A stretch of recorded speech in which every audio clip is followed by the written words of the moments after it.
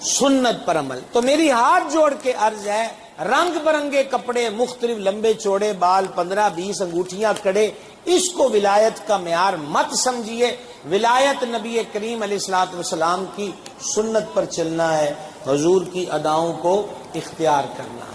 بسم اللہ الرحمن الرحیم.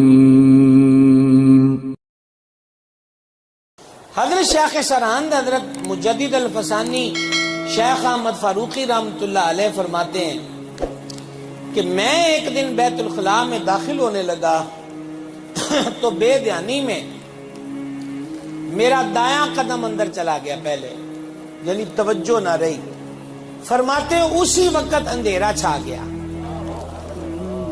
مجھے ہر چیز نظر آنا بند ہو گئی.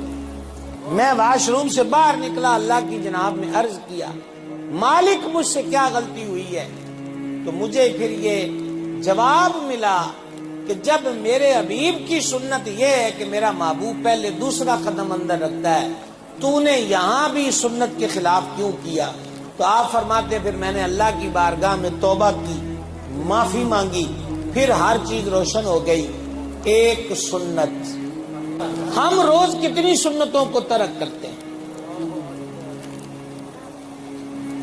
شیخ سرہند علیہ رحمت کے بعض اقوال میں سے ہے کہ ایک طرف ہزاروں رکعتیں پڑھنا ہو نفل، ایک طرف نبی کریم علیہ الصلوۃ والسلام کی سنت ہو، تو میرے نزدیک ان ہزاروں رکعتوں اور نفلوں سے بہتر اللہ کے محبوب کی سنت پہ عمل کرنا، کیونکہ نفل میں اپنی مرضی سے پڑھ رہا ہوں، سنت مدینے کے سلطان کی. سنت پر عمل. تو میری ہاتھ جوڑ کے عرض ہے، رنگ برنگے کپڑے، مختلف لمبے چوڑے بال، 15-20 انگوٹھیاں کڑے، اس کو ولایت کا معیار مت سمجھیے.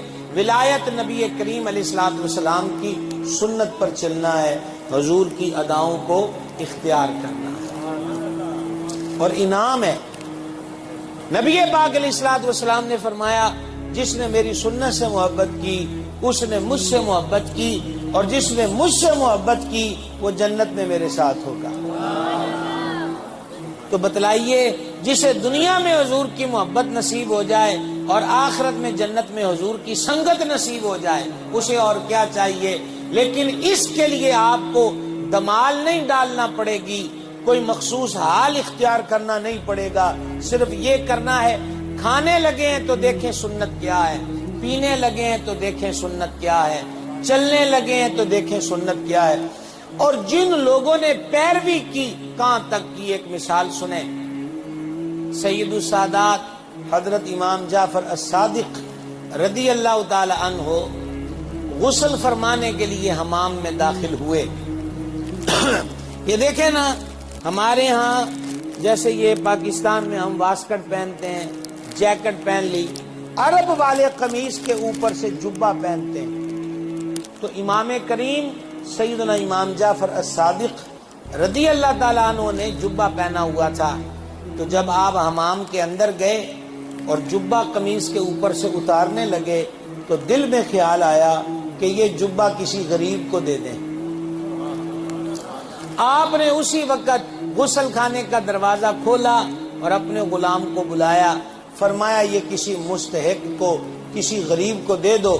جب آپ غسل کر کے تشریف لائے تو آپ کے غلام نے عرض کیا، میرے آقا آپ جب غسل کر کے آ جاتے تو آپ تب بھی تو دے سکتے تھے، اتنی جلدی کیا تھی کہ اسی وقت غسل خانے کا دروازہ کھلوایا.